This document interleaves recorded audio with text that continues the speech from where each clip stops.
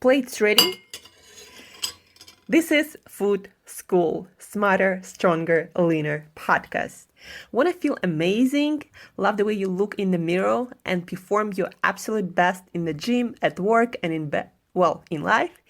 You're definitely in the right place. Food, it's you. It builds every single cell of you. And if there is one thing every human being must master, it's food. Because at the very least, eating, you do it every day, several times a day, every single day. You might as well get good at it. I'm your host, Shurina from createyourself.today, your personal nutritionist and plate watcher, your diet guide and explorer, your fat loss coach and food inspector. And just someone with a lot of passion and obsession and curiosity for healthy food, healthy diets, nutrition, optimized human performance, everything and absolutely anything you put in your grocery shopping cart, your fridge, on your plate, and in your mouth. It's my business. Food School, on a mission to help you eat better daily. It's the last time I talk about food. It's the last time I talk about food. Hey guys, and welcome back to another episode of Food School Smarter, Stronger, Leaner podcast.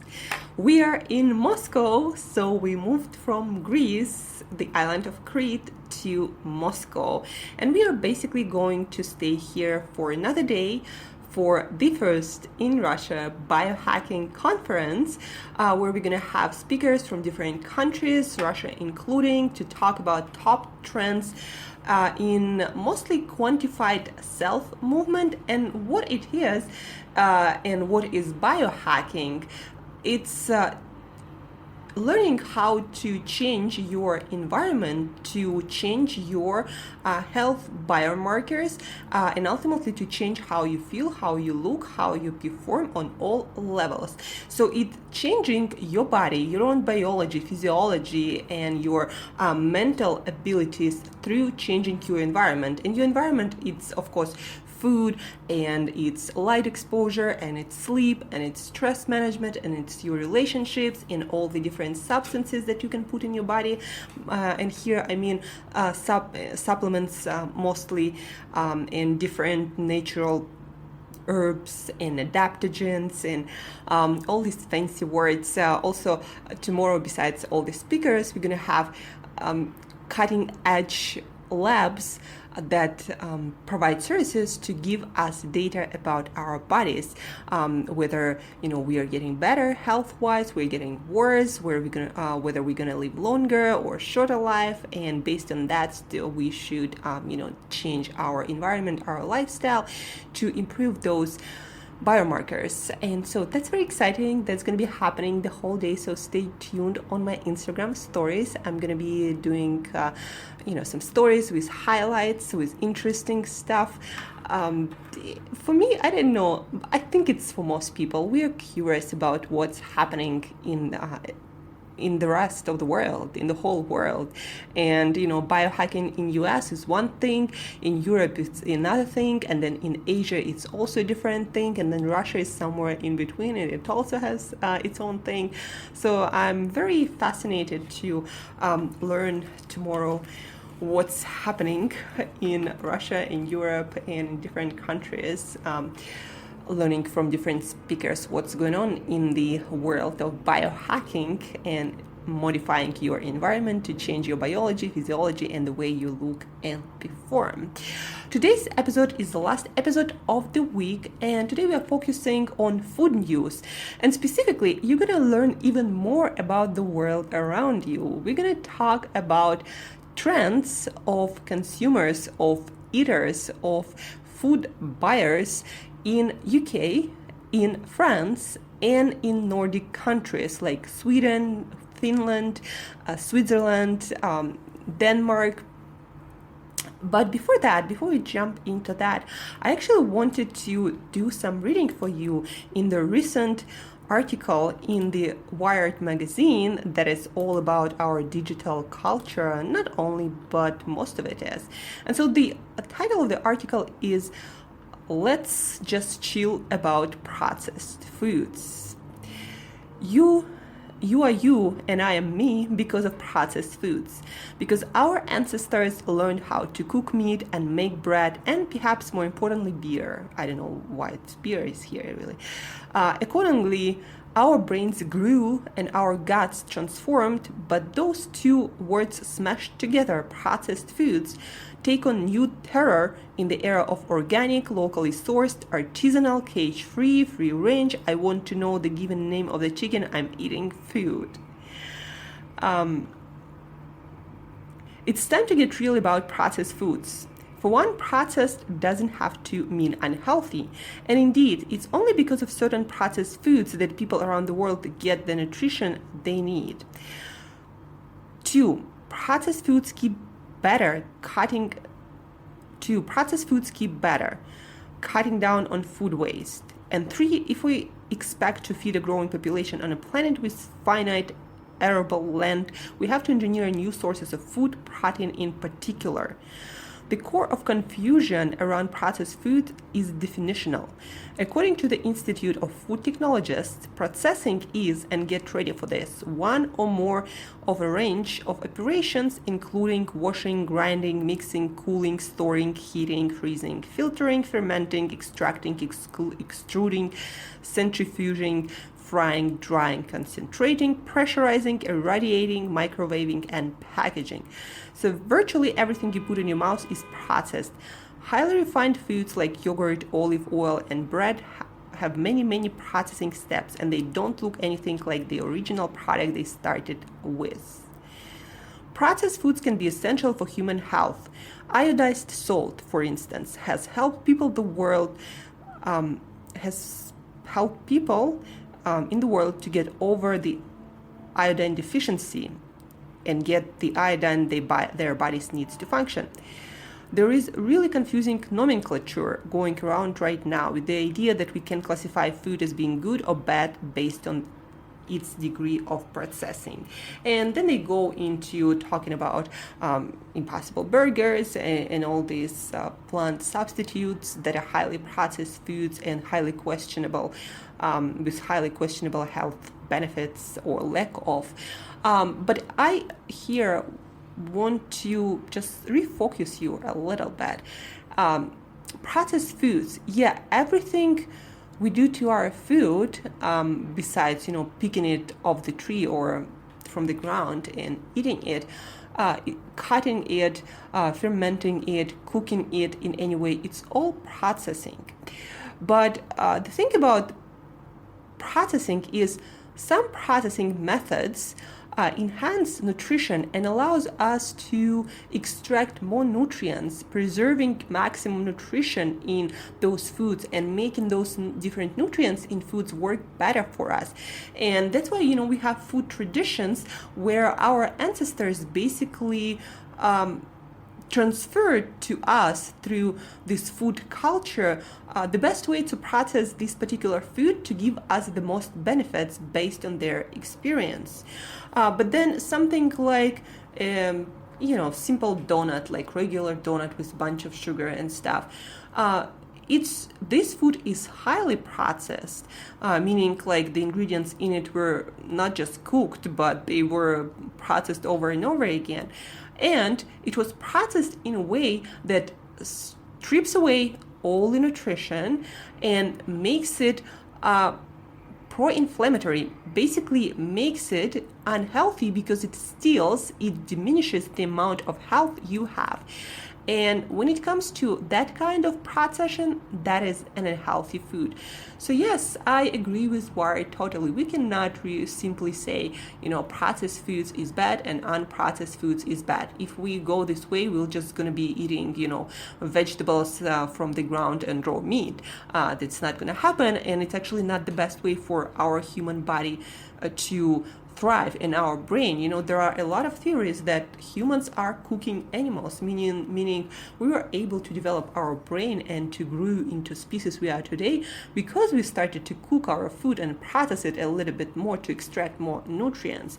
But then, our food industry went a little bit too far, processing it to a point where to a point that it strips away nutrition, not adds to it, and all because food industry wanted to enhance and prolong shelf life and make food more palatable and increase calories in those foods, and also increase their profits.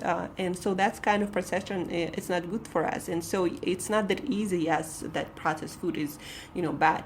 Not all processed food is bad at all. Again, like things like, sauerkraut, fermented cabbage. It's super healthy, but it is processed. Fermentation is a way to process food too, to preserve it. Salt is added there to preserve it.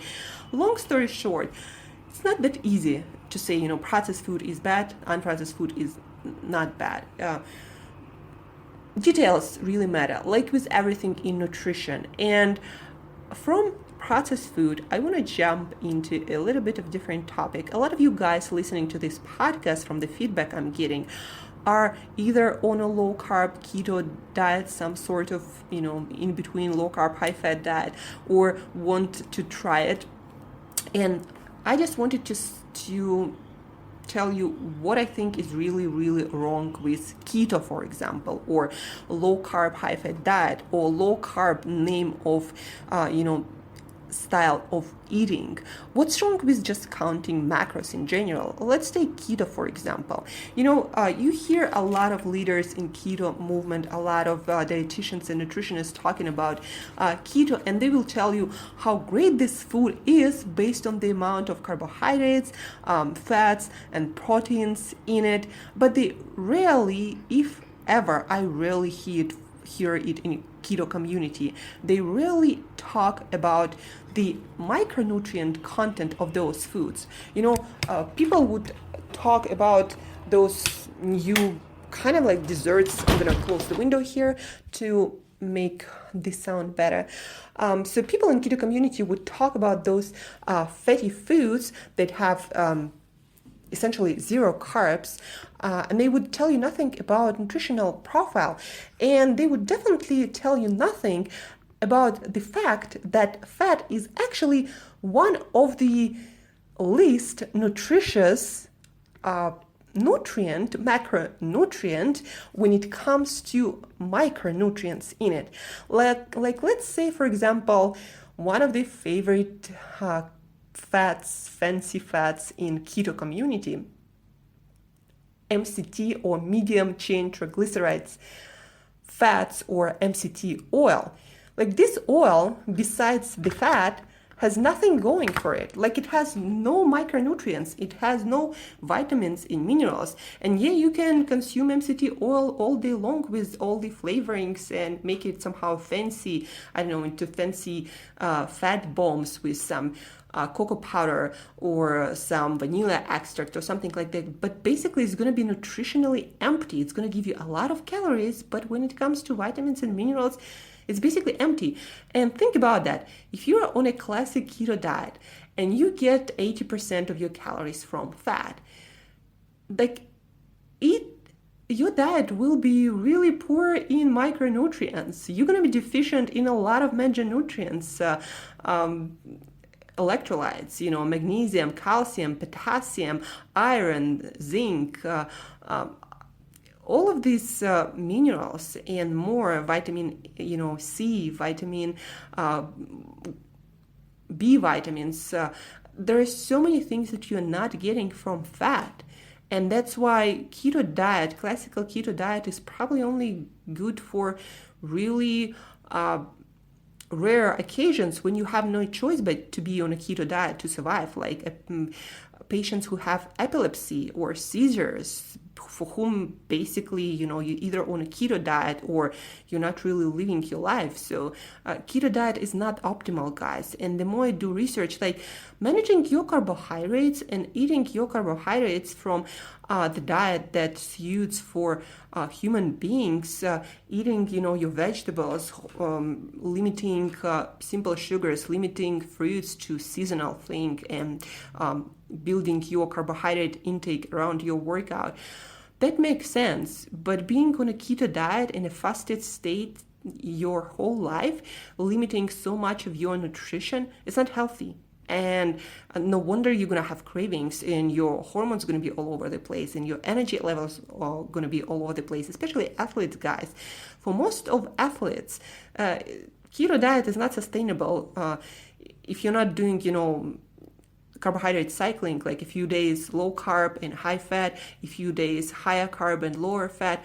Unless you do that, pure keto diet for athletes doesn't work. It just doesn't. And all the data we have will show you there. And those keto enthusiasts, they base their conclusions that keto diet is the thing on nothing really. And most of them do go off keto diet all the time, regularly, because it's just not sustainable and it's not good for your body to live into your food supply that much.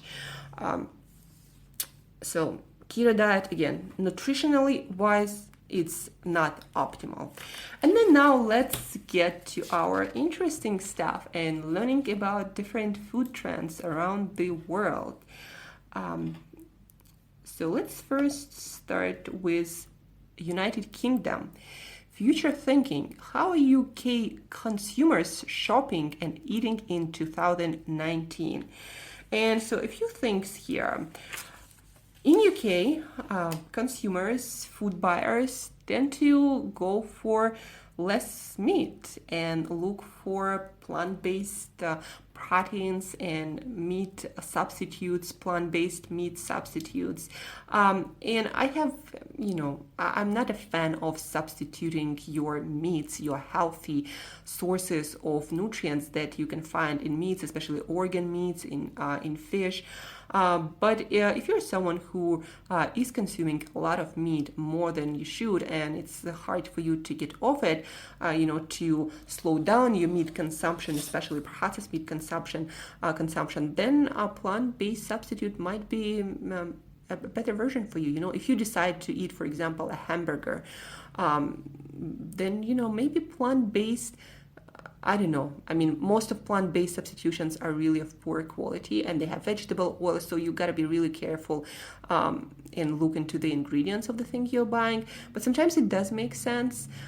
But again, I would just work on your eating habits overall, eating healthier meat and fish options, organ meats, and a lot of vegetables. And you don't need to think about eating less meat. You just need to have a more balanced diet and kind of normalize your consumption. The next trend is free from. Future thinking also asked responders about their attitudes towards free from claims. Basically, when it says gluten-free or sugar-free or whatever free. Findings revealed that such claims do play a role in consumer decision making. At least 3 in 10 participants said that they avoid at least one food group, such as wheat, gluten, or soy. These were largely due to lifestyle choices rather than allergies. So we're choosing foods free from something, not because we have to do it, but because we want to do it, because of usually of the information that we have. The survey also asked questions related to convenience versus cooking from scratch habits. The UK has one of the longest average working weeks in Europe, yet Future Thinking found that the responders were increasingly finding time to cook using fresh ingredients from scratch. Indeed, 61% said they prefer to eat food made this way. But on the other hand, guys, from the same survey, it shows that people, yes, they prefer to eat home-cooked meals, but often they do not cook home-cooked meals. People go for prepared options that they can go at the store, or some healthier snack options. Especially that's true for millennials and younger Generation Z, as they call them. The next one is 85% said they understood the distinction between good and bad fats. I personally really am curious about what those responders mean when they say good and bad fats, because different people have different understanding of good and bad fats. Most of the people in today's world still think that, when the fat is saturated, it means it's bad, and when the fat is not saturated, it means it's good. But we all know that saturated fats from healthy animals are really good and healthy for you. It doesn't do anything for your heart disease, again, if it comes from a healthy animal.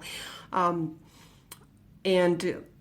polyunsaturated fats, for example, like omega-6 fatty acids, they contribute to heart disease. So I'm always, good, bad fats. What does it mean for you guys? Do you know what fats are bad and what fats are good, and what fats are you eating? Because it's very important for your health, overall health, cardiovascular and heart and brain health.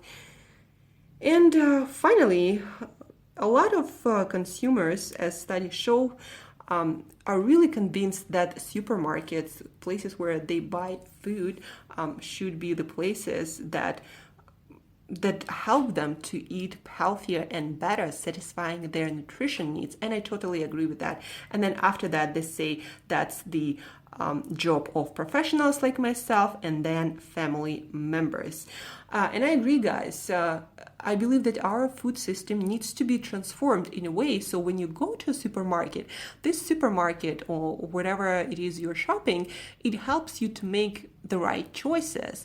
We humans, our behavior is shaped by our environment. Unless you're a professional like myself and make very conscious choices in a particular area.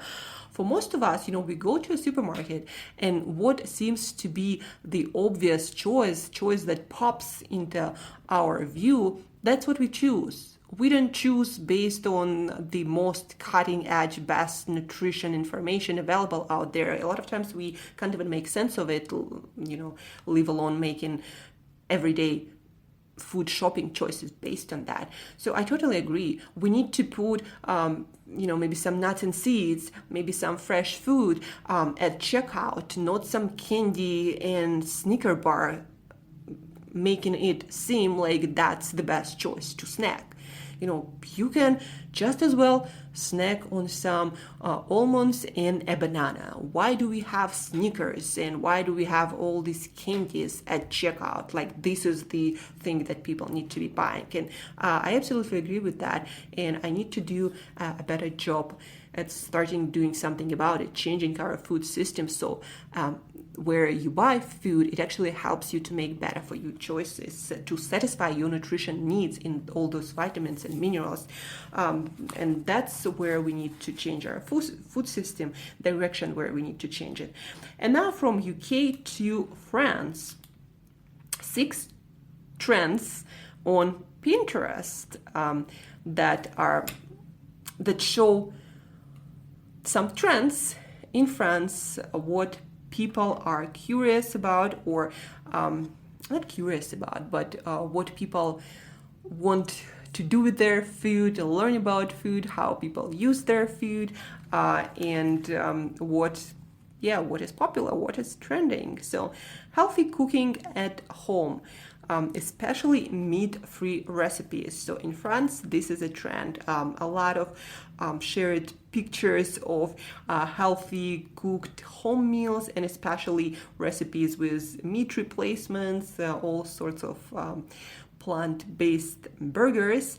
The good thing is healthy cooking, home cooking is getting popularity again, and people start to understand that that should be the standard for healthy eating, home-cooked meals. I have this fantasy, not so much of fantasy, I want to make it reality at some point, that of course not everybody wants to cook and knows how to cook or has time to cook, but so we can have people whose job will be to get the the produce from farms locally sourced and make them into meals. They actually do that already in India in quite a few places. And then to deliver those meals to people who need those meals. And each cook can have their own profile, their cooking style, the diet that they satisfy, and they can be somewhere in the app. And then somebody who wants this particular style of cooking, they can order it, try it, and order it again. And so that's how we all can have home cooked meals without actually having to cook everything by ourselves. So the next trend in French food, healthy eating at work, all sorts of lunch boxes, all sorts of meal preps, tutorials. So of course, a lot of people still work at the office, people have lunch breaks, and people do want to have healthy habits throughout their whole day, not just at home, but also at work. And so making office food convenient, sharing pictures of prepared meals taken to work, or different lunch boxes purchased elsewhere. So this is trending. Third one, superfoods. Superfoods are always trending, they just change. So these days in France, what's popular is maca, that is, supposed to balance your hormonal balance and supposed to do so many things. You can read about maca. It's an actually Mexican root. That's where it originated, and now it comes in a powder that has kind of like chocolatey flavor and super perfect for your smoothies or maybe bulletproof coffees. But yeah, it's great. It's definitely not gonna make things worse for you. So if you want to superfood your food and then use some maca powder, you can sprinkle it on all sorts of like things that you eat. More sweet, I guess, not savory. Maybe on your fruit or something. Moon milk, I actually had to look it up. What is moon milk? And let me read you an extract. So moon milk is a warm drink derived from Ayurvedic traditions, typically made from a mixture of honey, cinnamon, and cow's milk. But of course, these days with all the plant-based nutrition and all the fancy food ingredients and all the Instagramming, people use almond milk or other plant-based milk, and they add all sorts of ingredients like also maca or turmeric or ashwagandha. It's another Ayurvedic adaptogen herb. Adaptogen, guys, so means that it's some kind of usually plant compound, usually it's mushroom or an herb, that when it comes into your body, it balances certain systems. Like if that particular system was out of balance and was too high, it brings it down. If something was too down, it brings it up. So that's what adaptogen means. It adapts to whatever is happening in your body. It changes it to balance it out.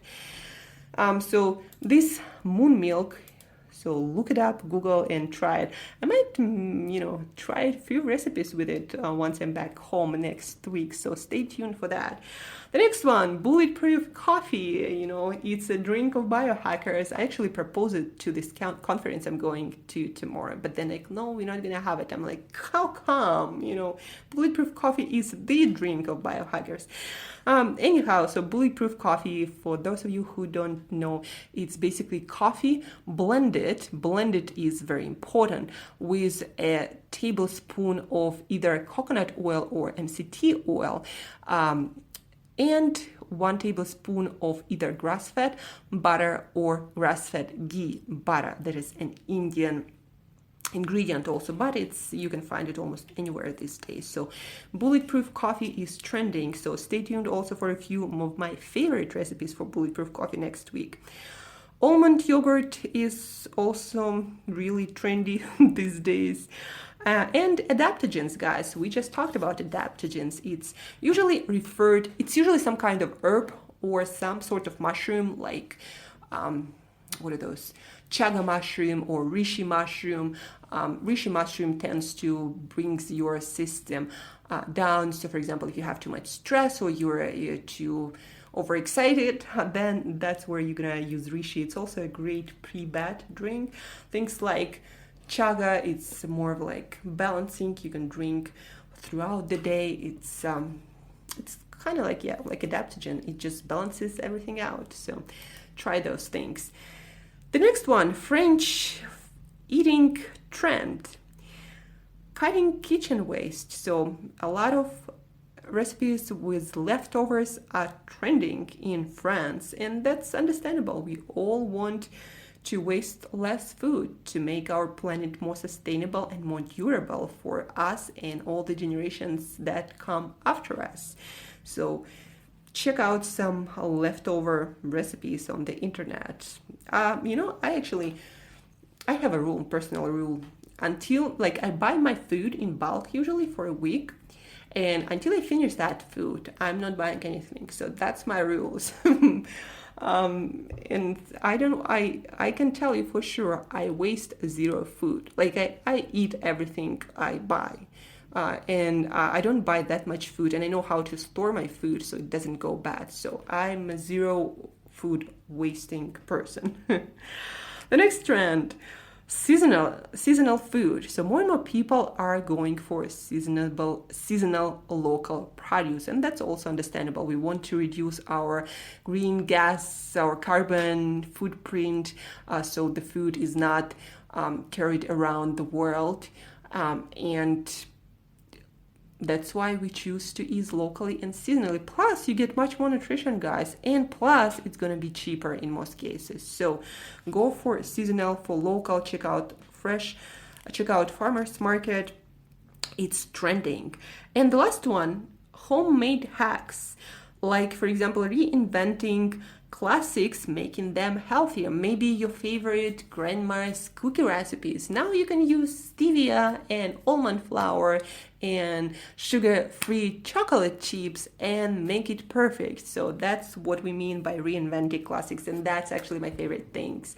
My favorite thing. That's why I love our food industry so much these days, because it allows you to make any recipe, I really mean that, healthy. So you can have your cookies and have your six-pack too, and all the health. That's why I believe the problem with healthy eating is just laziness to change our habits, because there is no reason why you can't enjoy your food and be healthy. And also homemade hacks. Here we also have reinvention of processed foods, like for example, cauliflower crust pizza. When you put there, your, for example, cauliflower crust with clean ingredients, some maybe tomatoes, maybe basil, let's go for Napolitana. So we're gonna have tomato sauce base, we're gonna have some plant-based mozzarella and some basil, and that's it, your healthy pizza. And now these days, cauliflower crust companies who make cauliflower crust, they really make it good. So try it again.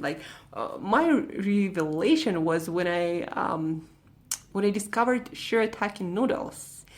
Now I make pasta for my whole family made with these shirataki noodles.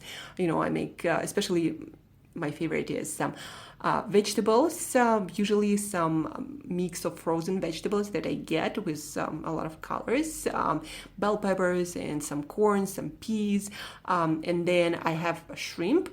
Also, a lot of times I would have mussels, and then I add shirataki noodles, and I add a lot of herbs and spices. At the end, I add olive oil and some lemon juice. And so my father still doesn't know that he's eating shirataki noodles that have zero carbs. He thinks he eats regular pasta. So he is always very satisfied with this dish. So it's just funny, and that's again just brings back the point. You can have your favorite foods and be totally healthy and be super lean. So just whatever food you love, if you put your energy and time into it, you can make it healthy. And if you want, I can transform any of your favorite foods. Just shoot me an email or use the link below, ask your question form, and put your recipe instead, and I'll give you the healthy version of these recipes. So, and the last but not least for today is our Nordic. The trends in food in Nordic countries. So number one, new proteins. By the way, guys, countries like Finland, like Sweden, like Switzerland, Denmark, they are very, very forward looking when it comes to food industry. I've been to Sweden this spring. I was in Sweden, and the food there, like, it's really good quality, you know, avocados, their vegetables, their fruit, their nuts and seeds, everything is eco, organic, and local. It's amazing. And of course I found sardines and cod liver there.